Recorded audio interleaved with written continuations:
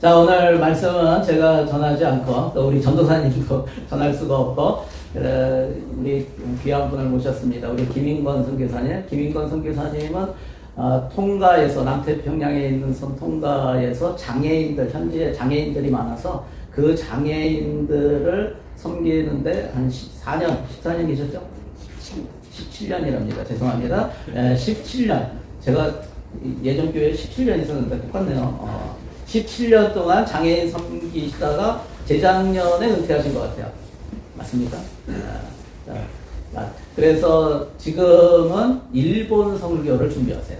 그래서 지금 일본어, 두 분이 일본어 공부를 굉장히 열심히 하세요. 일본어가 좋죠, 됐을까? 그런 거죠. 일본어를 잘하시는, 이제 굉장히 잘하시게 될 것이고, 또 일본으로 선교를 나갈 준비를 하고 있습니다. 그래서 오늘, 창세기 12장 1절부터 9절 말씀을 가지고, 믿음과 순종으로 나아가는 삶이라는 제목으로, 말씀을 전해 주실 거예요. 그 가족이 같이 왔는데, 우리 사모님, 우리, 저기, 남정선 선교사님, 그리고 우리 형찬 막내 아들입니다. 늦둥이 일어나가지고. 자, 우리 일어나셔서 인사하시면 박수 한번 하시죠. 반갑습니다. 자, 우리 선교사님 나오실 때 큰 박수로 환영했으면 좋겠습니다.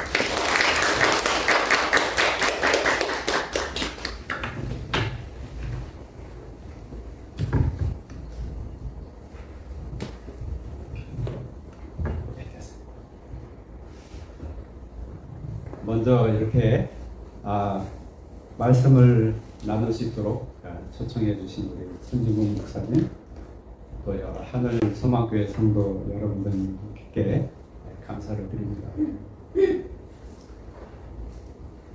오늘 그 창세기 12장 말씀을 가지고 같이 은혜를 나누어 보도록 하겠습니다.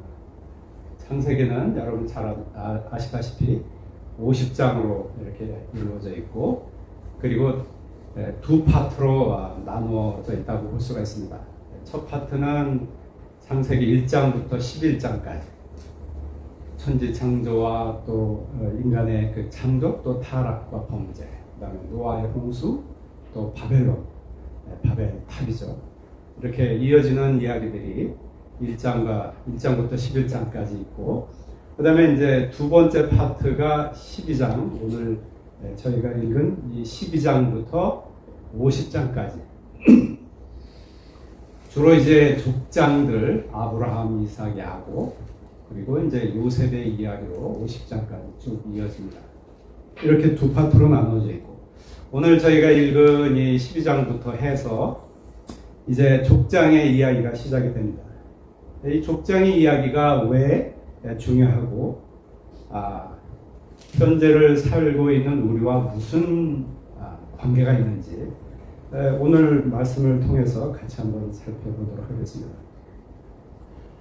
이 중요한 이유 중에 하나는 이 족장들로부터 이스라엘 민족이 이제 나옵니다. 그리고 우리가 구약 성경을 읽어보면 알겠지만 그 이스라엘 민족이 하나님과 언약을 맺었지만은 구약의 마지막까지 이스라엘 민족이 그 선택받은 그 목표를 상실합니다. 그리고 이제 신약에 돌아서는 예수님께서 이제 그 성육신 하셔서 우리의 죄를 위해서 십자가에 돌아가시고, 또 돌아가시기 전에 교회를 이제 교회를 시작을 하시는 거죠. 그죠? 그리고 나서 이제 현재를 살고 있는 우리가 그 교회의 한 사람으로서, 각 개인으로서 이 족장 시대부터 시작된 그 구원의 역사가 우리에게까지 쭉 연결되는 것을 우리가 성경을 읽으면 알 수 있게 됩니다. 저는 이 창세기를 읽을 때마다 특별히 12장과 15장을 읽을 때마다 이렇게 그 가슴이 뜹니다. 오늘 읽은 그 부분도 마찬가지지만은 특별히 15장을 보시면 15장 5절과 6절에 환상 중에 하나님께서 아브라함에게 나타나셔서 밤에 아브라함의 손을 이끌고 밖에 나가셔서 밤 하늘을 같이 쳐다보시며 아브라함에게 저 하늘의 별들을 봐라. 저 많은 별들. 네가 셀 수 있냐? 못 세지. 너의 자손이 그렇게 될 것이다. 놀라운 그러한 약속을 이렇게 하시면서 그때 여호와 하나님께서 아브라함이 여호와를 믿으니 그것을 하나님께서 의로 여기셨다라는 그런 구절이 나옵니다. 저는 가끔 이렇게 눈을 감고 이 성경을 읽고 이 부분을 읽을 때마다 그 깜깜한 밤 하늘에 하나님께서 아브라함을 이끌고 밖에 나가셔서 같이 이렇게 앉아서 밤 하늘을 쳐다보면서 이 손가락으로 밤 하늘에 별을 세는 그런 모습을 이렇게 보면서 이 하나님과 아브라함의 이 밀접한 그런 아주 돈독한 관계 너무 부럽고 그런 힐링을 이렇게 느낄 때가 많습니다. 이 아브라함이 처음으로 등장하는 부분이 본격적으로 등장한다고 할 수 있죠. 물론 이제 11장 말 부분에도 있지만은 이 12장에 아브라함이 이제 본격적으로 등장을 합니다. 그리고 12장 1절은 여호와 하나님께서 아브라함을 부르시는 그 장면이 나옵니다. 12장 1절 여호와께서 아브라함에게 이르시되 너는 너의 고향과 친척과 아버지의 집을 떠나 내가 네게 보여줄 땅으로 가라. 여러분 성경을 여기저기 찾아가면서 읽어보면 아브라함이 처음에 어떤 사람이었는지 우리가 알 수가 있어요. 여호수아서 24장 2절에 보면은 여호수아가 하나님께서 이스라엘 민족들에게 얘기했던 그 말씀을 이스라엘 사람들에게 전하면서 이렇게 얘기를 합니다. 여호와께서 말씀하시기를 옛적에 너희의 조상들 곧 아브라함의 아버지 데라와 나홀의 아버지가 나홀은 아브라함의 남동생입니다. 나홀의 아버지 바로 데라죠. 아브라함의 아버지 데라, 나홀의 아버지 데라 같은 말입니다. 이 아버지가 강 저쪽은 갈대아 우르를 뜻합니다. 갈대아 우르 강 저쪽에 거주하여 다른 신들을 섬겼다. 이렇게 힌트를 줍니다. 갈대아 우르에 살 때의 아브라함의 그 가정의 모습이죠. 이방 신을 섬기고 정말 별 볼 일이 없는 그 가정의 아들로 태어난 거죠. 또 창세기 11장 30절 우리가 읽은 12장의 그 전장을 보면은 11장 30절에 이렇게 나옵니다. 아브라함의 아내 사레는 임신하지 못함으로 자식이 없었더라. 물론 지금 자식이 없거나 자식을 가지지 않으려는 그러한 젊은 사람들 굉장히 많습니다. 지금은 그런 생활을 그런 삶을 굉장히 젊은 사람들이 중요시 하죠. 그러나 아브라함이 살던 그 당시에는 자식이 없으면 집안의 노동력이 그 대가 끊기는 거고 이 재산이 더 이상 전달이 되지 않습니다. 사회적으로 이 손가락질을 당한 그러한 그 위치에 처해지는 그러한 상황입니다. 그런데 아브라함이 사레하고 결혼을 했는데 자식이 없었더라. 그러니까 아브라함이 하나님의 부르심을 받기 이전의 삶이 어떤 삶이었는지 우리가 미루어 짐작을 할 수 있습니다.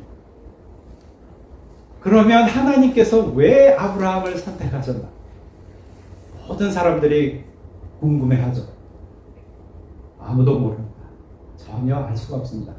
왜냐하면 성경에 나와 있지 않고 그리고 아브라함이 왜 그런 집안에서 태어나고 자라고 그런 삶을 살고 있는 아브라함을 하나님께서 택하셨는지는 전적인 하나님의 주권에 해당되는 사람 우리는 알 수가 없습니다. 그런데 여러분 지금 아브라함의 이름을 생각을 할 때 아브라함의 위치가 어떻습니까? 요즘 저는 이제 미국 이란하고 전쟁을 해서 계속 이란 전쟁 관련 뉴스가 나오니까 이 관심을 기울이면서 뉴스를 보는데 그 뉴스를 보는 이유는 이 그 석유값 때문에 석유값 뭐 어마어마하게 오르잖아요. 그래서 맨날 그 파켄세이브 지나갈 때마다 이 그 석유값이 오늘은 얼마인지 기름값이 이런 걸 봅니다. 그런데 뉴스를 보다가 보니까 아브라함 협정이라는 그런 협정을 그 미국의 그 트럼프 대통령이 사우디아라비아 너희도 이 협정에 들어와라. 근데 사우디가 이제 싫다고 이제 그러는 그 뉴스를 봤어요. 그래서 제가 보통 그 국제 간의 그 조약이나 협정이나 뭐 협약 이런 거는 보통은 그 협약이 맺어진 그 도시나 뭐 이런 그 뭐 제네바라든가 뭐 무슨 포츠담이라든가 뭐 이런 그 도시의 이름을 주로 따는데 뭐라 어디서 맺어졌는지 모르지만은 협정의 이름이 아브라함 협정 아닙니까? 그래서 제가 그 한번 찾아봤어요. 그랬더니 2020년에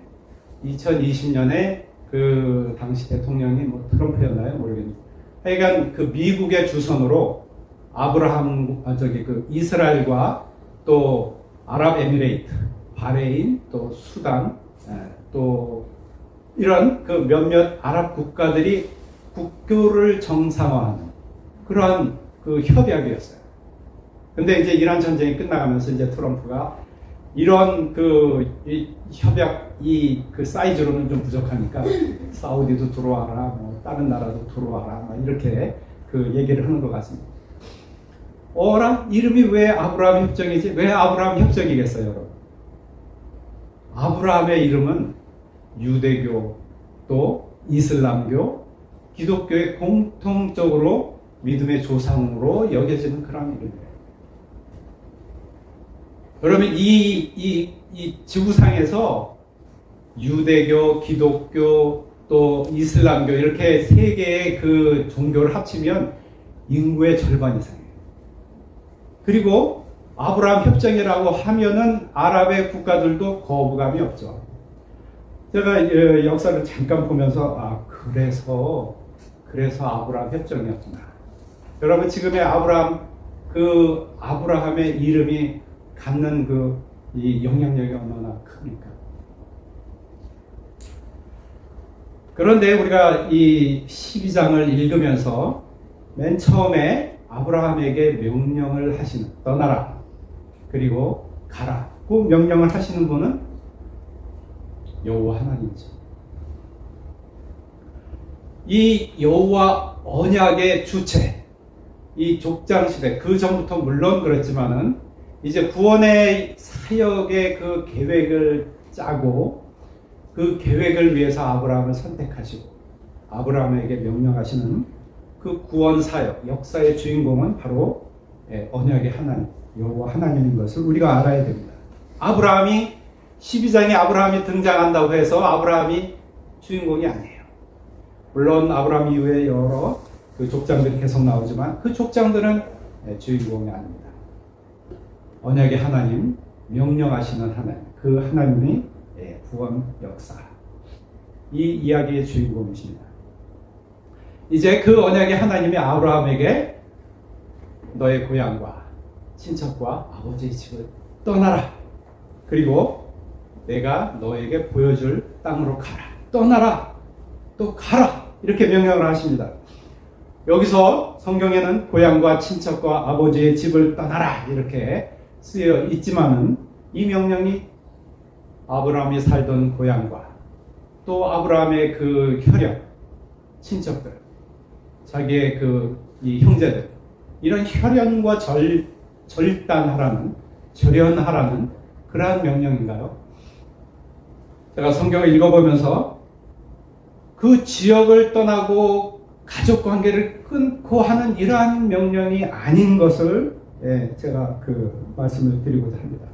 창세기 24장 4절을 보면은 아브라함이 며느리 그러니까 아들 이삭의 아내를 찾는 그러한 장면이 나옵니다. 종에게 아브라함이 명령을 하죠. 너는 내 고향, 내 족속에게로 가서 내 아들 이삭을 위하여 아내를 택하라. 저기 친족들에게 가서 그 중에서 며느리를 구해와라 라는 거죠. 만약에 하나님께서 아브라함에게 명령하신 그 명령이 너의 가족을 떠나고 너의 고향과 혈연을 절연해라. 관계를 끊어라. 이런 말이었으면은 어떻게 자기 며느리를 자기가 자기 형제의 그 가족들이 살고 있는 그곳으로 보내서 그 중에서 택하도록 그렇게 했겠습니까? 여러분 성경 읽어보면은 아브라함의 두 동생의 이름이 나옵니다. 하나는 나홀, 또 하나는 하란입니다. 하란은 아브라함의 그 가족이 우르에서 나오기 전에 우르에서 죽었죠.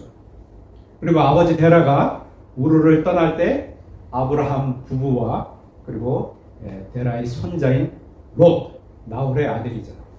아브라함의 바로 그 다음 남동생, 그 남동생이 낳은 롯. 이 세 사람만 데리고 하란으로 나왔습니다. 그때 아마 아브라함의 그 남동생인 나홀도 아브라함 가족이 우르를 떠날 때 같이 떠났거나 아니면은 나중에라도 따로 떠나서 이 메소포타미아 지방, 그 지방에 하란과 그렇게 멀지 않은 곳에 아마 살고 있었던 것 같아요. 그래서 나중에 그 나홀이 살던 그 지역에 이름이 붙었는데 이것은 물론 나홀이 나중에 성경에 나중에 이렇게 이름이 붙은 거지만 나홀의 성이라고 이렇게 그 지역에 대한 이름이 지명이 붙은 것을 알 수가 있는데 아브라함이 종에게 명령해서 가라고 한 것이 이 나홀, 아브라함의 남동생이 가족을 데리고 와서 살던 그 지역을 가라고 했던 것이에요. 그래서 이 종이 가서 데리고 온 리브가는 이 남동생의 아들의 딸입니다. 그러니까 아브라함의 증손녀죠. 증손녀. 영어로는 그랜니스. 자, 그러면은 하나님께서 이렇게 떠나라고 했을 때 무엇으로부터 떠나라고 하신 말씀일까요? 지연도 아니고 혈연으로부터 떠나라는 말씀이 아니라면은 무엇으로부터 떠나라는 것이었을까요? 그것은 바로 과거로부터 떠나라는 것입니다. 네가 이전에 살던 그 가치관으로부터, 관습과 그러한 너의 가치관으로부터 떠나라는 것이고, 이전에 네가 너 중심의 삶을 살았다면 이제부터는 하나님 중심의 삶을 살라고 하는 그러한 명령인 것입니다. 여러분, 떠나지 않으면 시작도 없습니다. 떠나지 않으면 변화도 없고 떠나지 않으면 결과도 없습니다. 그래서 우리가 떠나야 되는 것입니다. 여러분들께서 예수님을 믿는다고 하면서 이전의 습관, 이전의 추구하던 삶의 목표를 계속 가지고 있다면 여러분들은 아마 제대로 출발하지 못할 것입니다.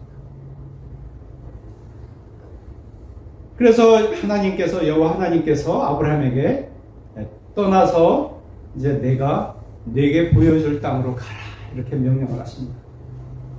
그런데 여러분, 떠나려면 목적지가 있어야 되는 거 아닙니까? 목적지가 있어야 되는데 어디로 가야 될지 명령에 나와 있지 않습니다. 내가 네게 보여줄 땅으로 가라.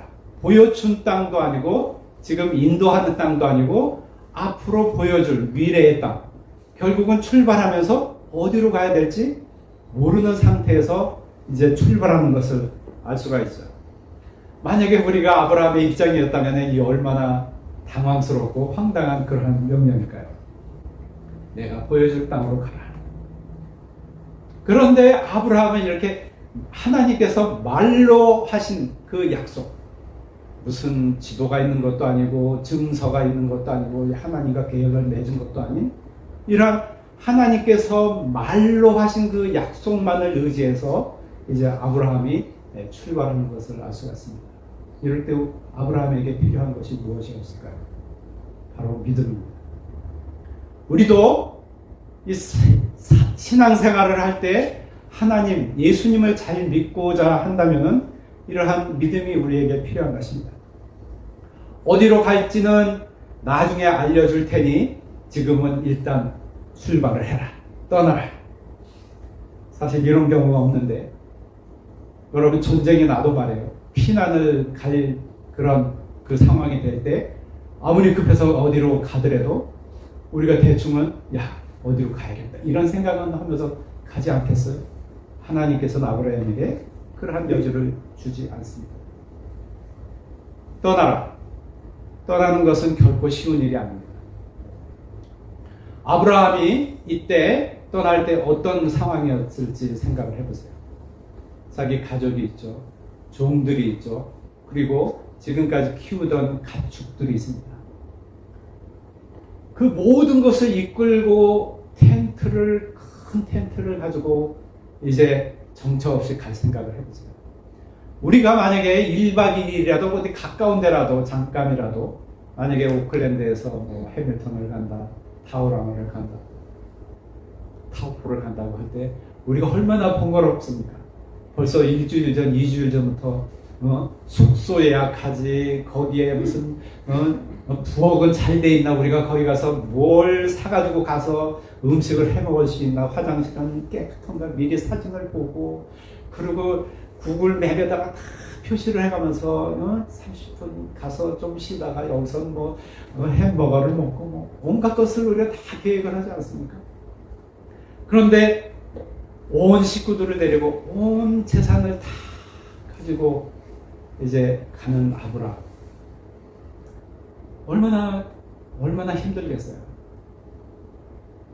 그 유목민 집단, 유목민 가족이 갈 때는 뭐 어디 무슨 교통편이 있겠어요? 뭐 지금 같이 뭐 무슨 차가 있어요, 뭐 트럭이 있어요, 뭐 무슨 기차가 있어요. 그냥 출발부터 도착지까지 걸어가야 되는 겁니다.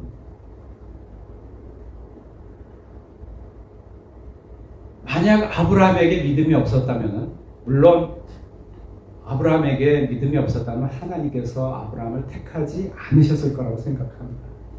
만약에 우리였다면 어떻게 했을까요? 증서를 주세요. 무슨 계약서라도 있어야 내가 이렇게 출발할 거 아닙니까? 뭐 어떻게 해야 될지 구체적인 계획을 주세요. 그리고 이렇게 다 출발하려면 뭐 우리 비행기 타고 그럴 때 어떤 사람들은 이제 보험도 들고 그러지 않아요? 여행자 보험도 들고. 보험도 들어야 되고, 뭐 아마 시시콜콜 다 따졌을 것입니다. 증서, 뭐 눈에 보이는 게 있어야 될 거 아닙니까? 왜 그러죠? 우리가 상대방을 믿지 못하기 때문에 그러는 거 아닙니까? 만약 우리에게 믿음이 없다면 우리는 상대방과 거래를 하려고 했을 것입니다. 눈에 보이는 뭔가 잘못됐을 때, 이를테면 뭐 보상이라든가 벌칙 조항이라도 여기 있어야 내가 마음이라도 놓이죠. 이렇게 아마 했을 것입니다. 이건 거래죠. 믿음이 아닙니다. 거래에는 믿음이 필요 없어요. 그런데 우리가 알아야 될 것은 하나님은 우리와 거래하기를 원하시지 않는다는 것입니다. 하나님께서 우리와 왜 거래를 하시겠어요? 거래를 할 때는 서로 주고받는 것인데, 하나님께서는 우리에게 원하시는 것이 하나님은 부족한 것이 없는 분이세요.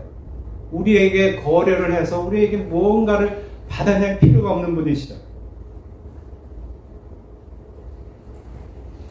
그런데 아브라함의 반응이 어떻습니까? 아브라함은 믿었더라. 떠나라? 떠났습니다. 그래서 창세기 15장 6절에 보면은 아브라함이 하나님을 믿으니 여호와께서 이를 의로 여기십니다. 여러분, 우리가 무슨 뭐 다른 일을 하고 법을 지키고 해야 의인이 되는 것이 아닙니다. 하나님의 눈에서는, 하나님의 눈으로는 우리가 하나님 앞에 믿음으로 선다면, 그리고 하나님께서 우리에게 하시는 말씀을 순종으로 받아들인다면 그것이 하나님께는 의가 되는 것입니다. 그래서 우리에게 믿음이 필요한 것입니다. 성경은 우리가 하나님과 믿음의 관계를 가져야 한다고 말합니다. 하박국 2장 4절에 보면은 의인은 그의 믿음으로 살리라. 그리고 히브리서 11장 1절에 보면 믿음은 바라는 것들의 실상이요 보이지 않는 것들의 증거다. 11장 6절 믿음이 없이는 하나님을 기쁘시게 하지 못하나니 하나님께 나아가는 자는 반드시 그가 계신 것과 또한 그가 자기를 찾는 자들에게 상 주시는 이심을 믿어야 할지니라.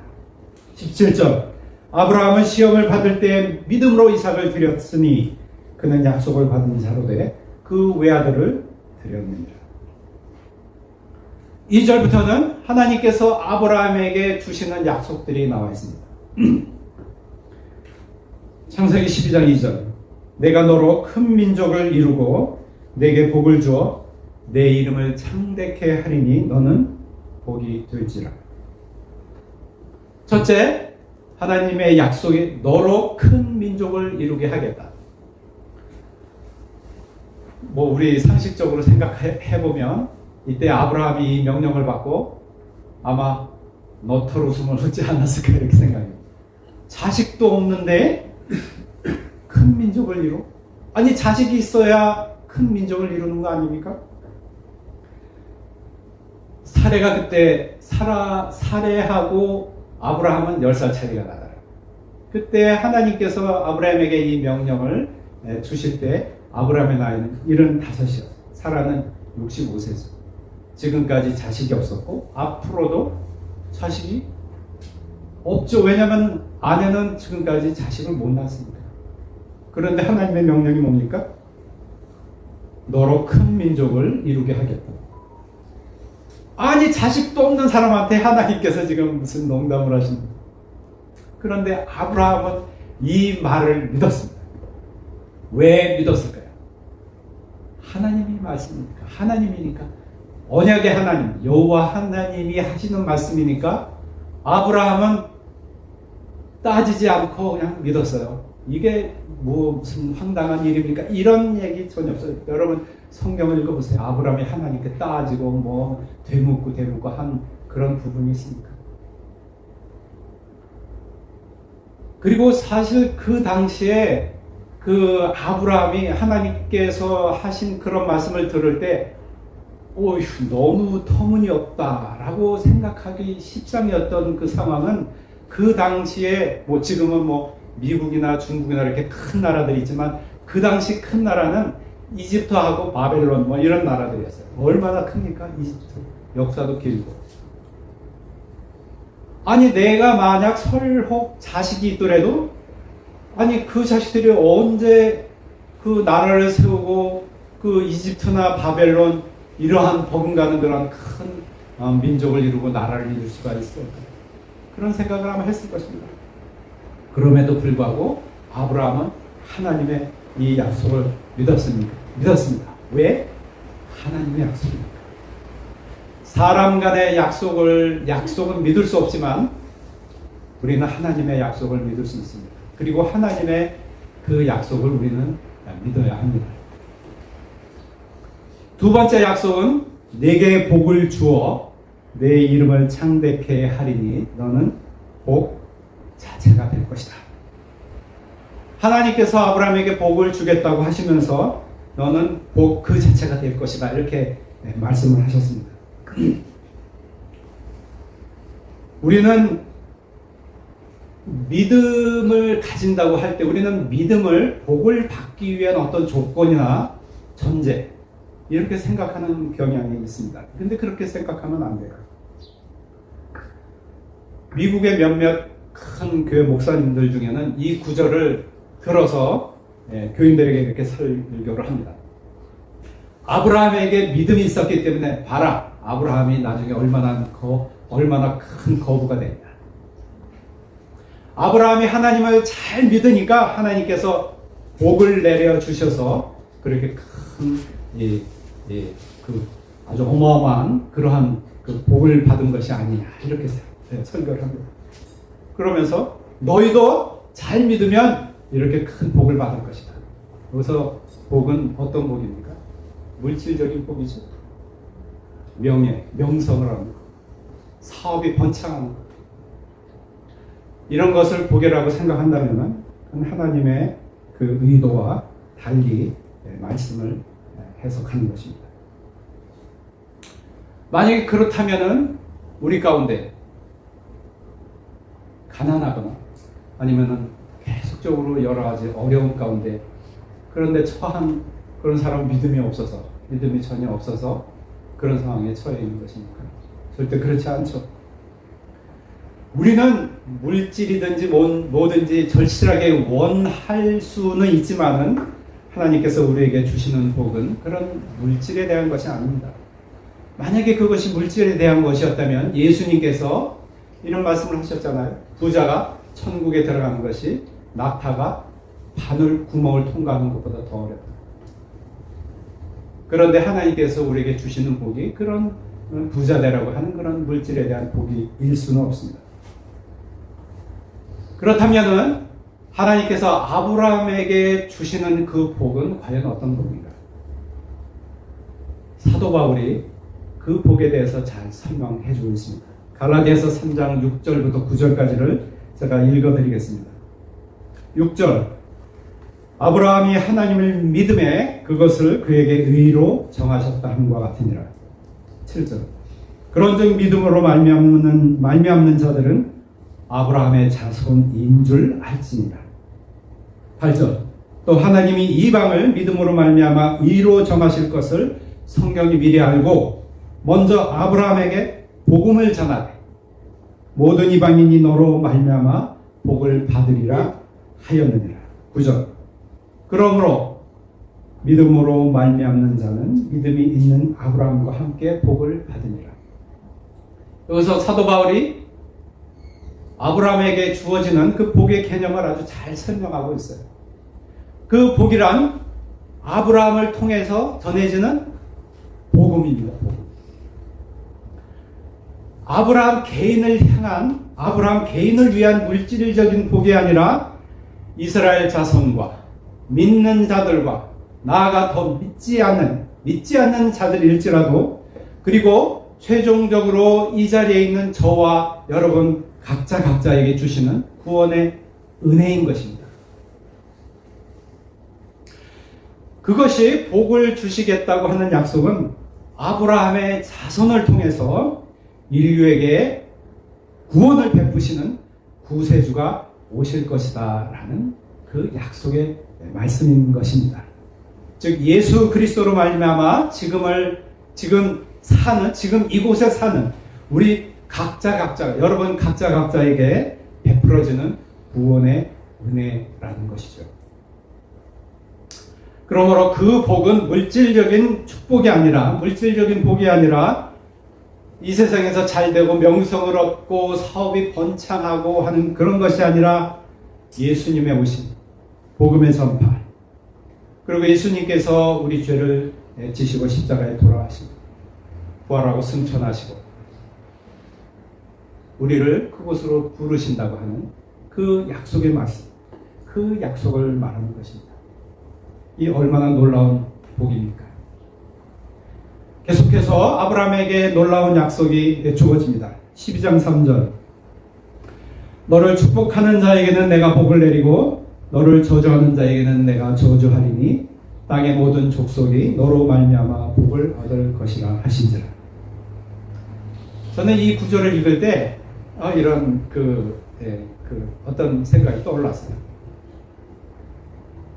하나님께서 아브라함을 축복하는 자에게 복을 주시고 아브라함을 저주하는 자는 하나님께서 저주를 내리겠다 하는 게 꼭 국가 간의 어떤 동맹 같은 그런 느낌을 이렇게 받았습니다. 그걸 읽으면서 여러분 그 국제 관계에서 나라들 간의 동맹은 굉장히 중요합니다.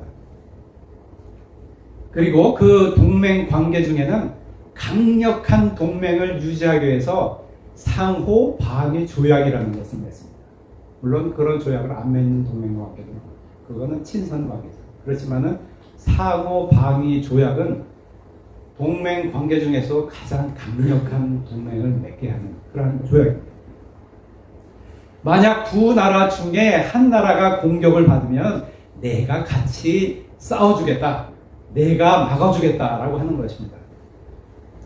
그런데 이러한 상호 방위 조약의 그 혜택을 지금까지 이 세계 역사에서 가장 크게 누린 나라가 누군지 아십니까? 바로 대한민국, 한국입니다. 왜냐하면 이제 6.25 전쟁 전후에 여러분들이 한국의 근현대사를 조금 이렇게 보시면 이 조약이 얼마나 중요한지 대번에 아실 수 있습니다. 젊은 분들은 잘 모르지만은 1945년에 이제 우리가 광복을 맞죠. 해방을 독립을 합니다. 그리고 나서 5년 후에 1950년 6월 25일 날 이제 전쟁이 터집니다. 그런데 그때 북한의 김일성이 결정적으로 이때다 라고 하면서 이제 남침을 할 수 있었던 계기가 뭐냐면은 1950년 6월에 전쟁이 터졌는데 1950년 1월에 미국의 국무장관 에치슨이라는 사람이 있었는데 그 사람이 에치슨 라인이라고 그었습니다. 지도상에다가 이렇게 그었습니다. 그 라인은 무슨 라인이냐면은 당시 소련이나 중국 공산당이나 북한, 소련이 진주하고 있어요. 이런 나라에서 공산주의 이념이 다른 나라들에 내려와서 다른 나라들을 침략하지 못하도록 미국이 막아주겠다라고 하는 방어선인데 그 에치슨 라인이 어떻게 그어졌냐면은 일본 열도를 따라서 오키나와까지 쭉 오다가 쭉 내려가서 필리핀까지 이어지는 라인이 에치슨 라인. 여러분 거기에 누가 빠졌습니까? 한국이 빠졌죠. 김일성이 1월에 에치슨 라인이 그렇게 그어지는 것을 보고 때는 이때다. 지금이야말로 이제 적과 통일을 이룰 때다. 해서 이제 소련과 중국을 설득해가지고 1950년 6월에 이제 25일 날 남침을 합니다.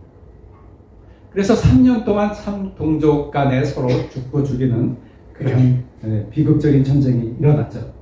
그런데 그때 김일성이 기대했던 거와는 전혀 다르게 무슨 일이 일어납니까? 저는 하나님께서 우리 한국을 얼마나 사랑하시는지 유엔에서 결의를 합니다.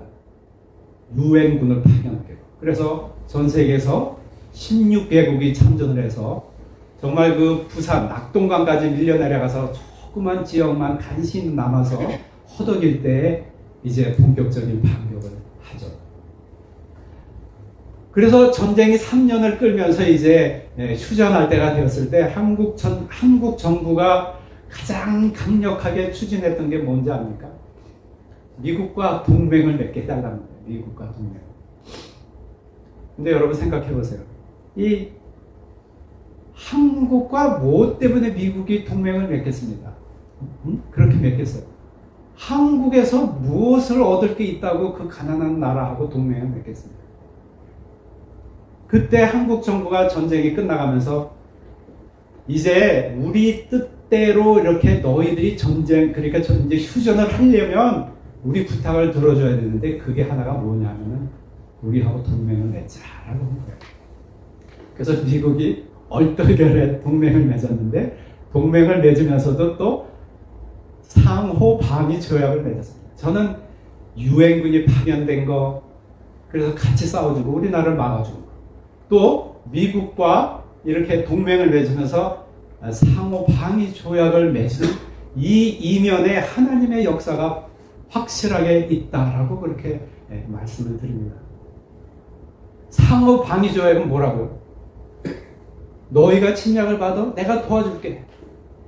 물론 한국이 침략을 받으면 미국이 와서 도와주고 왜냐면 미국은 그 당시 이 제2차 세계대전이 끝나고 나서 그 이후에 전 세계에서 유일한 초강대국이었어요.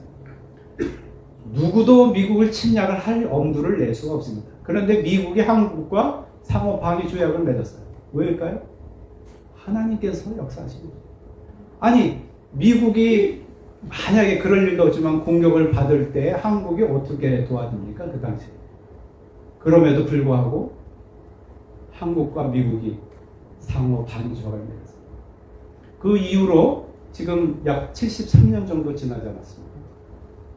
여러분 한국이 이렇게 비약적으로 발전을 해서 초기에는 굉장히 힘들었죠. 그래서 새마을 운동도 하고 중화학 공업, 경부 고속도로 놓고 포항 제철 만들고 얼마나 힘든 일이 많았습니까? 그런데 지금 여러분 어때요? 한국, 저는 옛날에 어느 나라에 가고 이러면은 사람들이 다 너 중국 사람이야, 일본 사람이야 이러지만은 지금은 대뜸 한국 사람이냐 이렇게 물어봐요. 그리고 우리 하는 말, 너 한국말 하네? 외국 사람이 한국말 하고, 뭐 K-팝이라든가 BTS. 얼마 전 뉴스를 들으니까 이제 그 호르무즈 해협이 그 봉쇄되고 나서 뭐 기름값이 천정부지로 오르는데 막 뉴질랜드에서 걱정을 하면서 매일같이 그 휘발유 값이 얼마 며칠 남았고 항공주가 얼마 며칠 남았고 이렇게 나오는데 한국에서 석유를 수입한다는 거예요. 네, 정제된. 그래서 아니 왜 그렇게 먼 데까지 가서 수입을 하나? 이 옆에 호주도 있고 그럴 텐데 가까운 나라도 있고. 근데 알아보니까 한국의 석유화학 원유를 갖다가 이제 휘발유를 뽑아내고 여러 가지 기름을 뽑아내고 항공유를 뽑아내고 하는 그 기술이 세계에서 최고래요. 우리 손 목사님은 잘 아시겠죠? 그리고 가격도 싸고 품질도 세계 최고고 누가 가서 그 가져오지 않겠어요? 이 뉴질랜드 남반구 끝에 있는 나라가 저 북반구 저 멀리 있는 거기까지 탱크 그 배를 보내서 그것을 가지고 매일 그걸 체크해. 한국에서 온다 한 군데 더 있더라고요. 싱가포르. 근데 한국의 비중이 아주 크죠. 근데 이 동맹관계를 생각할 때 물론 그 동맹관계가 많이 변화도 되고 그러지만 아니 하나님께서 아브라함과 이런 동맹을 맺으셔? 아니 하나님은 하나님 어떤 분이세요? 하나님은 우주의 창조자이시고 전지전능하시고 우리를 만드시고 우리의 주인이시잖아요. 그런 하나님이 아브라함과 이게 동맹과 비슷하죠. 너 걱정하지 마. 너를 축복하는 자는 내가 축복할 것이고 너를 저주하는 자는 내가 가냥 안 둬. 이건 완전히 일방적인 그러한 보호죠, 보호. 지금 와서 미국은 한국한테 자꾸 손을 벌리지 않습니까? 뭐 군함전 파견해달라고. 이 아브라함과 하나님과의 이런 뭐 동맹 관계는 아니겠지만은 이런 그 일체는 이거는 그 유래를 찾아볼 수 없습니다. 하나님께서 아브라함을 철저하게 보호하시겠다라고 하는 하나님의 약속인 것입니다. 그러면서 하나님께서 그러므로 세상 모든 족속들이 너로 말미암아 복을 얻을 것이다 라고 말씀하십니다. 제가 주석을 이렇게 보니까 너로 말미암아 복을 얻을 것이다 라는 그런 의미는 너로 말미암아 라는 그 의미가 내 안에서라는 그 히브리어의 표현입니다. 이거를 한국말로 번역하고 또 영어로 번역하다가 이렇게 됐지만 히브리어의 본래의 뜻은 내 안에서, 내 안에서라니 그게 무슨 말일까요? 즉 세상 사람들이 내 안에서 태어나는 자로 인하여 복을 얻을 것이다 라는 그런 의미라는 것입니다. 너를 통해서 메시아, 구원자가 올 것이며 그 메시아로 말미암아 온 인류가 구원을 받게 될 것이다. 여러분 그 메시아가 누구죠? 바로 예수 그리스도 아닙니까? 마태복음 1장 1절이 예수님 태어나시기 전에 2000년 전에 아브라함이 받았던 그 언약의 말씀에 대한 성취입니다. 마태복음 1장 1절. 우리 너무 잘 알죠? 성경을 읽는 사람. 그 맨 처음에 읽다가 아이고 머리 아프다고 하는 그 구절들 아닙니까? 아브라함과 다윗의 자손 예수 그리스도의 계보라. 아브라함과 다윗의 자손 예수 그리스도의 계보라. 구세주 예수 그리스도의 그 맨 첫 조상으로 아브라함의 이름이 나오는 거 아닙니까? 그 다음 9절은 하나님께 믿음을 둔 사람과 사람을 의지하는 사람 사이의 차이점에 대해서 잘 설명해 주는 구절입니다. 12장 4절. 이에 아브라함이 여호와의 말씀을 쫓아갔고 롯도 그와 함께 갔으며 아브라함이 하란을 떠날 때 그 나이 75세였더라. 아브라함은 여호와 하나님의 약속을 믿음으로 쫓아갔고 롯은 사람인 큰아버지죠. 아브라함을 쫓아갔습니다. 아브라함이 언약, 하나님의 말씀만을 의지해서 떠났다면은 롯은 이제 사람을 의지해서 따라 나선 것을 볼 수가 있습니다. 아브라함의 믿음을 한번 다시 생각해 보세요. 하나님께서 주신 그 말로만 이루어진 그 약속을 의지해서, 그 말씀만을 의지해서 그 길고 어려운 여정을 이제 시작합니다.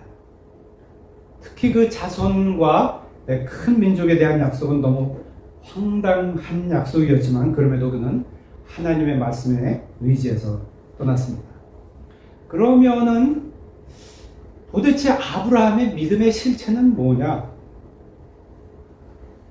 우리가 아브라함에게 믿음이 있다고 그렇게 얘기하는데 어떤 사람에게 믿음이 있다, 저 사람의 믿음이 없다라고 얘기할 때 그 근거가 뭐냐? 어떻게 구별할 수 있냐?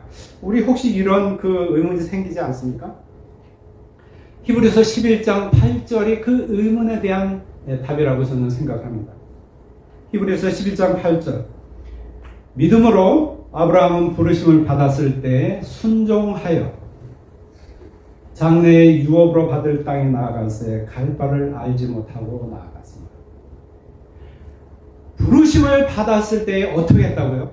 순종하여.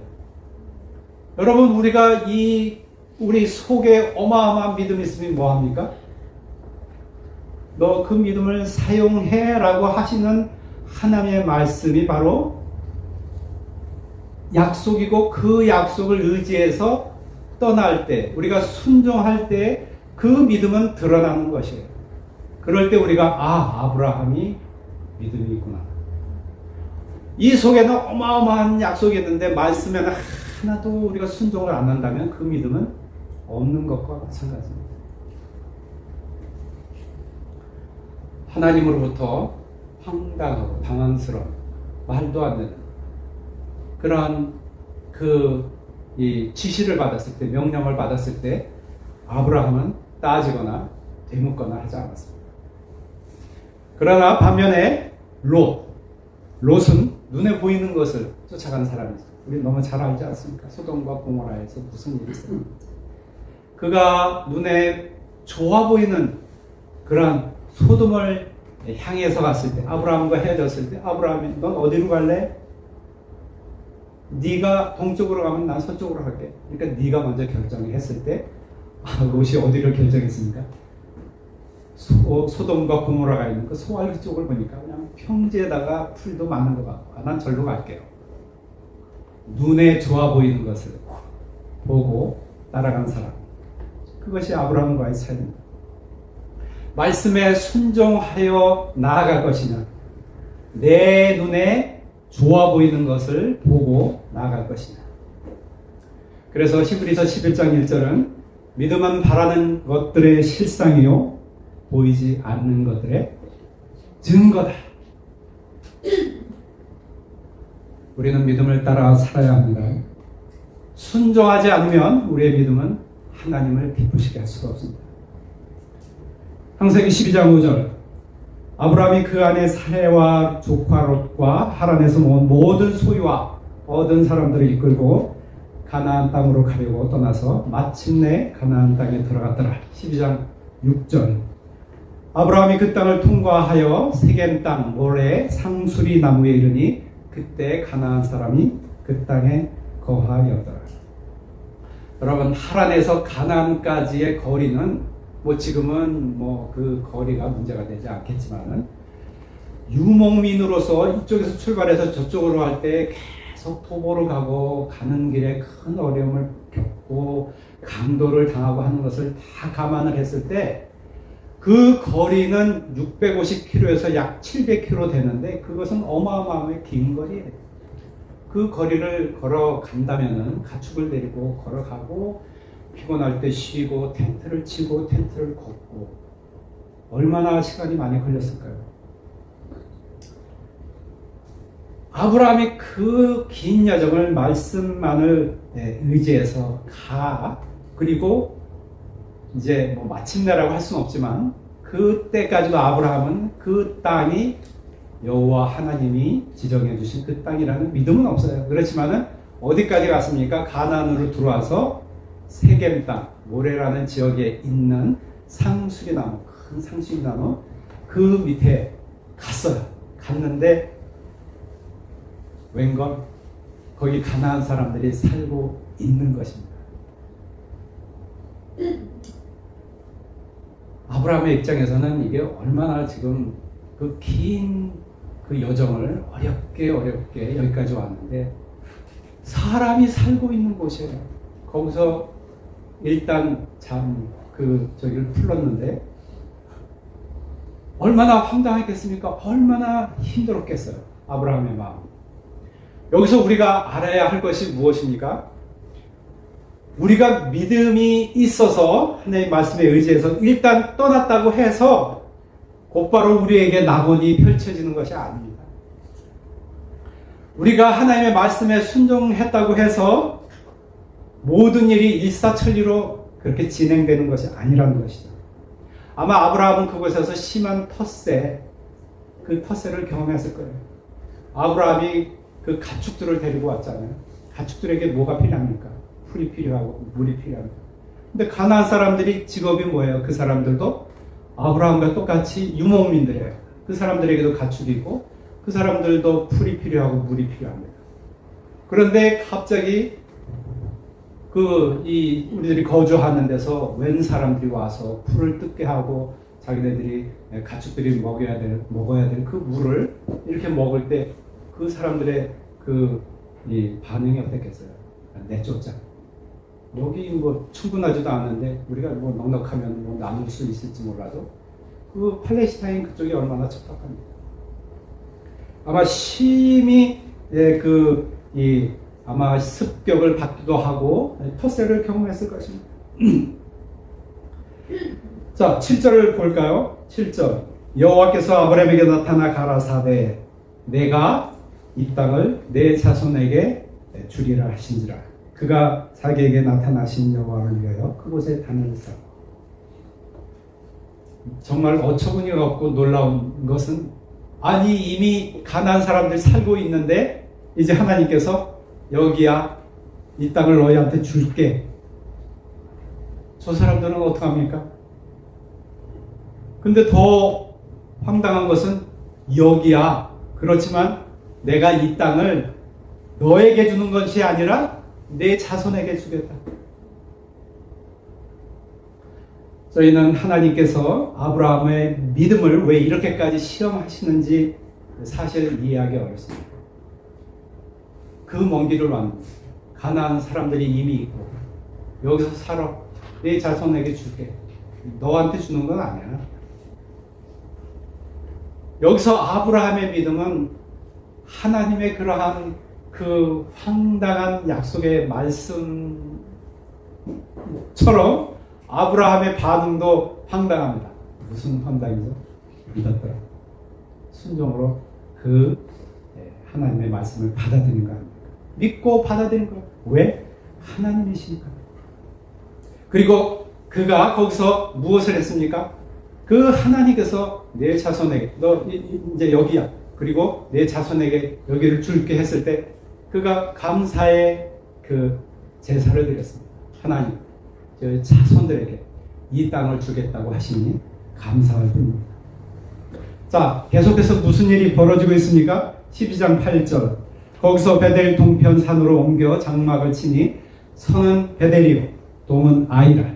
그가 그곳에서 여호와를 위하여 단을 쌓고 여호와의 이름을 부르더니 9절. 점점 남방으로 옮겨갔더라. 감사의 예배를 드렸는데 무슨 일이 벌어져요? 감사의 예배를 드렸더라도 가나안 사람들이 쫓아내고 텃세를 부리는 것은 없어지지 않아요. 계속 아브라함은 쫓겨다닙니다. 그래서 어디까지 가서 텐트를 치고 걷고 또 다른 곳에 가서 또 이러고 가다가 어디까지 가냐면 베델 동편 산. 여러분 지금 구글 지도에서 그 당시 지금 아브라함이 이동하는 그 경로, 지금 여기 베델 동편 산 기슭 이런 데나 구절에 있는 남방 그 지역을 한번 보세요. 완전 황무지예요. 쫓겨서 그런 산기슭까지 올라갑니다. 그리고 거기다가 텐트를 치고 가축을 풀어요. 그 산기슭에 무슨 풀이 있고 물이 있어야 얼마나 있겠습니까? 9절에 점점 남방으로 내려갔더라. 영어 성경을 보면 그 남방이 사막이에요. 사막. 네게브 사막. 완전 사막이에요. 쫓겨서 결국 그 사막까지 쫓겨가는 거죠. 우리는 9절까지 읽었지만은 여러분은 그 뒤편을 더 그 12장, 13장 계속 읽어보면은 아브라함이 여러 가지 거기서만 어려움을 겪은 것이 아니라 기근이 들어서 이집트까지 가고 뭐 하면서 말할 수 없는 그 어려운 상황에 빠져 있는 것을 보겠습니다. 지금 우리는 구약 성경을 읽고 또 신약 성경도 다 읽어서 그 당시 그렇게 어려움을 겪던 아브라함이 나중에 어떤 복을 받았는지를 다 알지요. 지금 이 시대를 사는 우리는 그것을 다 압니다. 아브라함을 향한 하나님의 약속이 어떻게 성취되었는지. 하나님께서 너의 이름이 창대케 되겠다. 여러분 아까 말씀드렸죠. 아브라함 협정, 유대교, 이슬람교, 또 기독교 다 아브라함의 믿음의 공통이라고 그렇게 존경하고 그렇게 여기고 있어요. 전 세계 인구의 거의 절반 이상이 아브라함을 믿음의 조상이라고 이렇게 생각하고 있습니다. 이 세계사에서 전무후무한 그런 일이에요. 이 세상을 살던 어떤 사람 중에 아브라함 같이 그런 이름을 날리고 있는 사람이 어디 있겠습니까? 그리고 아브라함으로 말미암아 땅의 모든 족속이 복을 받겠다고 예수님께서 오셨잖아요. 예수님께서 이 세상에는 모든 사람, 믿는 사람, 믿지 않는 사람 다 포함해서 십자가에서 돌아가셨습니다. 그 구원 사역 이런 것들이 다 성취되었어요. 그렇지만 그 당시에 처한 아브라함에게는 전혀 그렇지 않았을 것입니다. 충분한 보상이라든가 뭐 서류로 날인이 돼 있는 어떤 계약서 이런 것도 없이 긴 여정을 가나안에 도착했을 때 짠 가나안 사람들이 플래카드 걸어놓고서 드디어 오셨군요. 우리가 익히 들었습니다. 그랬나요? 그들을 공격을 받고 쫓기고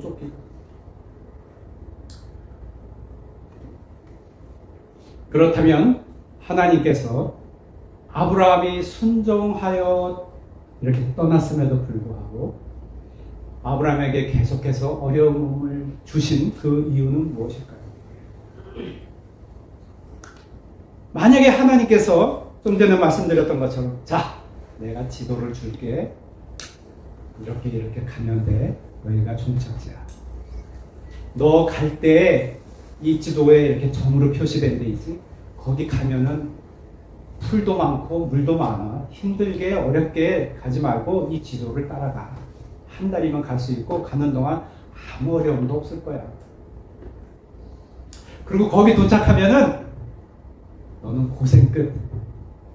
행복 시작. 만약에 그렇게 모든 것이 준비되어 있었다면은 아브라함에게 믿음이 필요했을까요? 모든 것이 다 예비되어 있고 우리에게 아주 강력한 보증이 되는 계약서도 있고 뭐 이런 게 다 있었다면 과연 아브라함이 믿음을 가지고 그 여정을 나섰을까요? 저와 여러분들은 어떻습니까? 우리가 구원받은 하나님의 딸인데 하나님의 아들과 하나님의 딸인데 우리에게 계속 어려움이 닥치는 여러분 어려움 없습니까? 어려움이 그런데도 불구하고 우리가 하나님의 자녀들인데도 불구하고 우리에게 한 번도 아니고 계속해서 어려움이 닥치는 이유는 무엇일까요? 그것은 저와 여러분에게 믿음의 훈련이 필요하기 때문입니다. 하나님이 다 예비해 놓으셨기 때문에 우리가 움직인다면 우리는 하나님과 거래하는 것이고 우리에게는 믿음이 필요 없습니다. 우리가 믿음으로 순종하는 것도 아니고 그것은 더 이상 순종도 아니고 믿음도 아닌 것입니다. 그렇지만 아브라함이 믿음으로 하나님께 순종했을 때 구원의 역사가 시작되었고 아브라함이 믿음으로 순종했을 때 아브라함이 가지고 있던 그 믿음의 실체가 드러났던 것입니다. 이처럼 우리가 겪는 어려움은 하나님께서 우리에게 주시는 그 믿음의 훈련 과정이에요. 우리가 눈앞에 빤히 보이는 그 유익이나 유익만을 쫓아서 나아간다면 그것은 하나님을 의지하는 것이 아닙니다. 하나님을 믿고 나아가는 것이 아닙니다.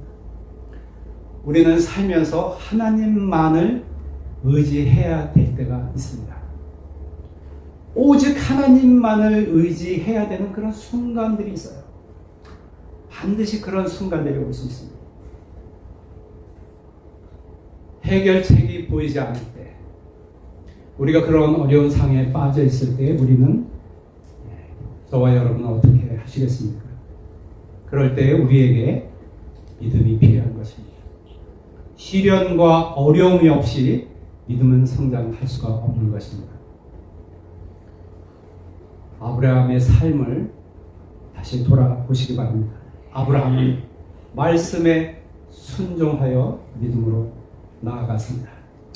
그리고 우리가 읽는 이 신구약, 이 성경 전체가 아브라함이 말씀에 순종해서 나아갔을 때 어떤 복을 받았는지를 확실하게 우리에게 명확하게 보여주고 있습니다. 이것이 우리에게 증거가 되는 것입니다. 우리는 어떻게 눈에 보이지도 않는데 알지도 못하면서 어떻게 나가? 지금 사는 우리가 이렇게 얘기할 수 있습니까? 그렇게 얘기하면 안 됩니다. 왜냐하면 성경이 그것을 우리에게 증거로 보여주고 있기 때문입니다. 오늘 사는 저와 여러분도 이렇게 매일매일 순종하며 믿음으로 나아가게 되기를 원합니다. 이 어떻게 왜 선택받았는지도 모를 정도의 인물이었던 아브라함을 하나님께서 선택하셔 그렇게 복을 주셨다면 예수님의 피로 구원받은 하나님의 자녀인 우리들을 하나님께서 얼마나 더 사랑하시며 복을 주시겠어요? 우리에게 앞에 놓인 것은 무엇입니까? 하나님께서 우리에게 요구하시는 것은 무엇입니까? 바로 말씀에 순종하고 믿음으로 앞으로 나아가는 것인 것을 저와 여러분이 오늘 다시 한번 다짐하게 되기를 기도합니다. 기도하겠습니다. 하나님 감사합니다. 오늘 아브라함의 삶을 통해서 하나님께서 아브라함의 그 속에 있는 그 믿음에 아버지 그 믿음이 드러나도록 하나님께서 아브라함에게 약속을 주시면서 명령을 하셨을 때 아브라함의 믿음에 순종하여 그 말씀에 순종하여 믿음으로 앞으로 나아간 아버지 그 메시지를 같이 우리가 공부했습니다. 하나님 우리에게 수시로 어려움과 고통이 다가옵니다. 그럴 때 우리가 어떻게 해야 될지 오늘 하나님께서 우리에게 말씀하십니다. 우리가 그 말씀에 순종해서 나아갈 때 그리고 그 어려움을 우리의 믿음으로 극복할 때 우리의 믿음이 성장하며 그럴 때 우리가 우리에게 닥쳐오는 어려움을 극복하면서 하나님께서 원하시는 그러한 삶 하나님께서 기뻐하시는 그런 귀한 열매들을 많이 맺는 그런 열매 맺는 삶을 살 것으로 아버지 하나님 우리가 믿습니다. 하나님 우리의 삶에 함께 해주시고 우리가 힘들고 어려울 때마다 하나님 말씀을 우리가 믿고 순종하면서 나아가 하나님을 기쁘시게 하며 진정한 복된 삶을 누리는 저희들의 삶이 될 수 있도록 축복하여 주시옵소서. 감사드리며 예수님 이름으로 기도합니다. 아멘.